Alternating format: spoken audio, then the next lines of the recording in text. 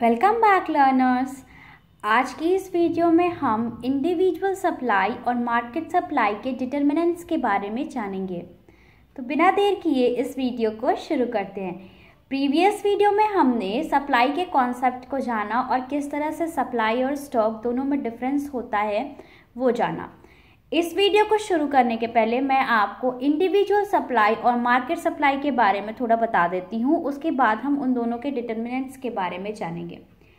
Individual supply वो होता है जब हम एक पर्टिकुलर किसी अकेले फर्म के बारे में बात करते हैं तो वो इंडिविजुअल सप्लाई होता है। और जब हम मार्केट में प्रेजेंट सारे फर्म की बात करते हैं, यानी अगर 10 फर्म प्रेजेंट है किसी मार्केट में, तो हम अगर 10 फर्म्स की बात कर रहे हैं तो वो हमारा मार्केट सप्लाई हो जाता है।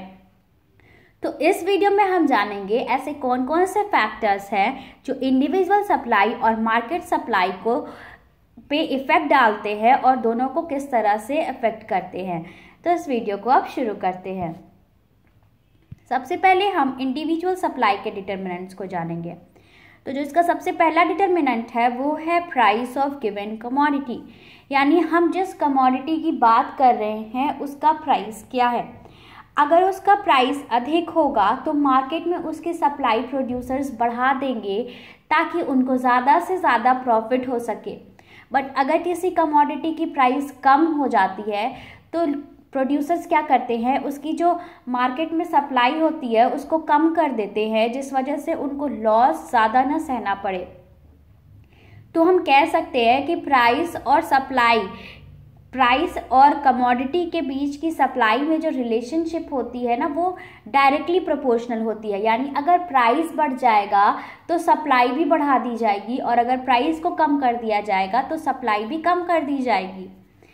जो सेकेंड डिटर्मिनेंट है वो है price of other goods. Other goods में यहाँ दो तरह के गुड आते हैं, कॉम्प्लीमेंट्री गुड्स और सब्स्टिट्यूट गुड्स। ये भी इस पे मैंने आपको अपने प्रीवियस वीडियोस में बताया है, जिसकी लिंक आपको डिस्क्रिप्शन बॉक्स में मिल जाएगी। तो जब अदर गुड्स के प्राइस का क्या असर पड़ता है सप्लाई पर, वो हम जानते हैं। जैसे अगर मान लो अदर गुड्स की प्राइस बढ़ गई तो कंपनी क्या करेगी या फर्म क्या करेगी, अदर गुड्स का प्रोडक्शन बढ़ा देगी और जिस पर्टिकुलर गुड्स को वो प्रोड्यूस कर रही थी उसको प्रोड्यूस करना कम कर देगी। और वहीं अगर अदर गुड्स की प्राइस घट गई तो कंपनी अदर गुड्स से शिफ्ट होकर जो कमोडिटी वो बना रही है उसी का प्रोडक्शन बढ़ा देगी। जैसे फॉर एग्जांपल अगर हम टी और कॉफ़ी का लेते हैं, फॉर एग्जांपल कॉफ़ी की डिमांड, कॉफ़ी का सप्लाई या कॉफ़ी की प्राइस की बात करते हैं, सॉरी, कॉफ़ी की प्राइस मान लो बढ़ गई तो कंपनी जो या फिर फर्म जो टी प्रोड्यूस कर रही है वो अब क्या करेगी, वो कॉफ़ी पे शिफ्ट कर जाएगी, वो कॉफ़ी प्रोड्यूस करना शुरू कर देगी ताकि उसको कॉफ़ी की प्राइस बढ़ गई है जिस वजह से उसको ज़्यादा से ज़्यादा प्रॉफिट हो सके। बट अगर फॉर एग्जांपल कॉफ़ी की प्राइस कम जाती है तो जो फर्म टी प्रोड्यूस कर रही है वो टी ही प्रोड्यूस करेगी ताकि उसको अच्छा प्रॉफिट हो सके। थर्ड जो डिटर्मिनेंट है वो है price of factors of production, यानी जो भी फैक्टर्स प्रोडक्शन में लग रहे हैं, चाहे वो लैंड हो, लेबर हो, कैपिटल हो, इनपुट्स हो, रॉ मटेरियल्स हो, जिस तरह के भी फैक्टर्स ऑफ प्रोडक्शन हैं उनकी कॉस्ट क्या आ रही है। अगर फैक्टर्स ऑफ प्रोडक्शन महंगे हैं तो प्राइस भी महंगा होगा, जिस वजह से प्राइस ज़्यादा होने की वजह से सप्लाई भी ज़्यादा कर दिया जाएगा। अगर फैक्टर्स ऑफ इनपुट्स चीप पड़ रहे हैं, ज़्यादा कॉस्ट उनका नहीं इनकर हो रहा है, तो हमारा प्राइस कम रहेगा। अदर जो डिटर्मिनेंट है वो है स्टेट ऑफ टेक्नोलॉजी। टेक्नोलॉजी की स्टेट क्या है, क्या वो फर्म ज़्यादा से ज़्यादा टेक्नोलॉजी पे डिपेंडेंट है या कम से कम टेक्नोलॉजी को यूज़ कर रही है। फॉर एग्जांपल अब दो फर्म है, एक फर्म में जो दोनों फर्म चेयर्स ही प्रोड्यूस करती हैं और एक फर्म 2 मशीन के हेल्प से चेयर प्रोड्यूस कर रही हैं और जो दूसरी फर्म है उसके पास 10 मशीन से चेयर प्रोड्यूस करने की। तो ये ऑब्वियस सी बात है कि जिसके पास टेक्नोलॉजी ज़्यादा है, जिसके पास मशीन ज़्यादा है, उसकी सप्लाई ज़्यादा होगी, ठीक है ना। तो वो क्या करेंगे, वो प्राइस को या सप्लाई को बढ़ा देंगे। जिनकी ज़्यादा प्रोडक्शन हो रहा है उनका ज़्यादा सप्लाई होगा, जिनका प्रोडक्शन ही कम हो रहा है उनका सप्लाई तो कम होना ही होना है। तो इस तरह से जो टेक्नोलॉजी की स्टेट होती है वो भी सप्लाई को इफ़ेक्ट करती है। अगर कोई फर्म में टेक्नोलॉजी की कमी है, मशीन्स की कमी है, तो वो उसका सप्लाई कम होगा मार्केट में। बट वहीं अगर कोई कंपनी है जिसकी टेक्नोलॉजी अच्छी खासी है, मशीन्स अच्छे खासे हैं उसके पास, तो वो उसकी सप्लाई मार्केट में अधिक होगी। Next one is government policies. Government की पॉलिसीज क्या है, यानी गवर्नमेंट कितना टैक्स इम्पोज कर रही है। अगर गवर्नमेंट ज़्यादा टैक्स इम्पोज कर रही है तो सप्लाई कम हो जाएगा। अगर गवर्नमेंट कम टैक्स इम्पोज कर रही है किसी भी प्रोडक्ट पे तो उसका सप्लाई बढ़ जाता है। Next is goals of firms. Firms का गोल क्या होता है, प्रॉफिट मैक्सिमाइजेशन, ज़्यादा से ज़्यादा लाभ कमाना, ठीक है। बट कुछ फर्म्स ऐसी भी होती हैं जिनको प्रॉफिट कमाना, एक पार्ट तक ही एक प्रॉफिट कमाना होता है, उनको बहुत ज़्यादा प्रॉफिट कमाने की इच्छा नहीं होती है। वो सोचती हैं कि हम सोसाइटी का वेलफेयर ज़्यादा करें, प्रॉफिट उनके लिए ज़्यादा मैटर नहीं करता है, बस वो इतना ही प्रॉफिट कमाती हैं जितना कि वो मार्केट में उनको स्टे करने के लिए जितना ज़रूरी है। तो फर्म्स का बेसिकली जो गोल्स होता है वो है प्रॉफिट मैक्सिमाइजेशन, यानी ज़्यादा से ज़्यादा प्रॉफिट कमाना। और कोई भी फर्म ज़्यादा से ज़्यादा प्रॉफिट कब कमाएगी, जब वो ज़्यादा से ज़्यादा सप्लाई करेगी, ज़्यादा से ज़्यादा सेल करेगी, ठीक है। तो इस तरह से फर्म्स के गोल पे भी डिपेंड करता है कि उसका सप्लाई कैसा है। अगर किसी फर्म का गोल है मुझे ज़्यादा से ज़्यादा प्रॉफिट कमाना है तो वो क्या करेगी, ज़्यादा सप्लाई करेगी मार्केट में।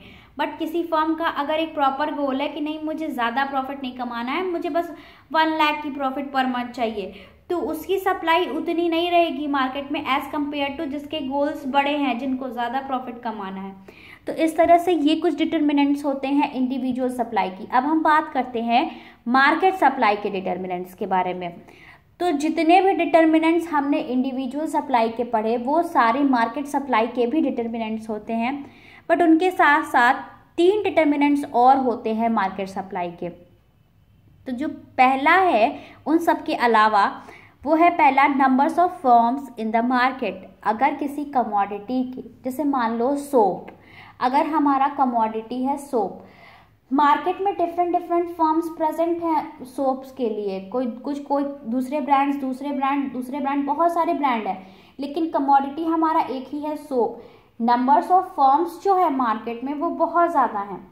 तो जिस भी कमोडिटी के फर्म्स बहुत ज़्यादा होंगे उनकी सप्लाई भी बहुत ज़्यादा होगी, और जिस कमोडिटी के फर्म्स ज़्यादा नहीं होंगे उनकी सप्लाई भी कम होगी, ठीक है। Next thing is future expectation regarding the price.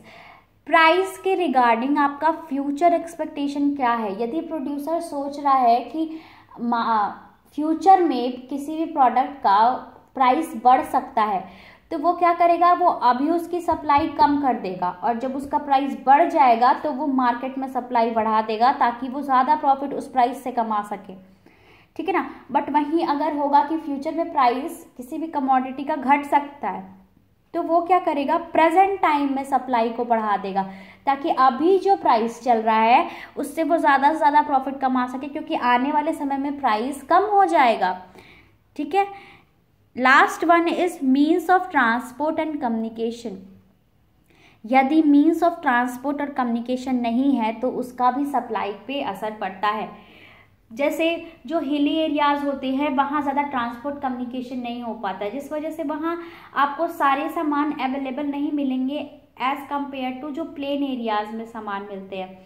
जैसे अगर हम ईस्ट इंडिया की बात करें तो वहाँ हमें वो सारी वैरायटीज़ कमोडिटी की या डिफरेंट ऑप्शंस नहीं मिलेंगे जितना कि एक मिडिल इंडिया के लोग यानी कि या सेंट्रल इंडिया के लोग जितना कि अवेल कर सकते हैं। उनको जितना अवेलेबल होता है, उनके पास जितना अवेलेबिलिटी होती है सामान की, जितने ऑप्शंस होते हैं उतना ईस्ट इंडिया के लोगों के पास नहीं होते हैं। लेकिन अब फिर भी स्थिति सुधर रही है, अब उन लोगों तक भी बहुत सारे सामान पहुंच रहे हैं। क्यों पहुंच रहे हैं? क्योंकि ट्रांसपोर्ट और कम्युनिकेशन की फैसिलिटीज़ बढ़ाई जा रही है, जिस वजह से जहां तक सामान नहीं भी पहुंच सकता था वहां भी अब सामान को पहुंचाया जा रहा है।